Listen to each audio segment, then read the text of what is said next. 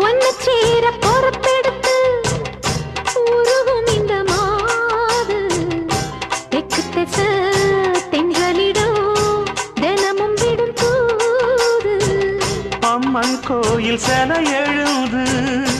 அசஞ்சி வரும்போது உள் மனசு தத்தடிக்கும் உறக்கம் என்பது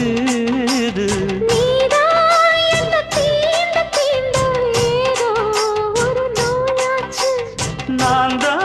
உன்னை சீண்டி சீண்டி பார்த்து ரொம்ப நாளாச்சு கொஞ்சம் இடம் கொடுத்த பச்சை கொடி பிடிச்சா எத்தனையோ வித்தைகளை இப்பவே நீ காட்டிடுவே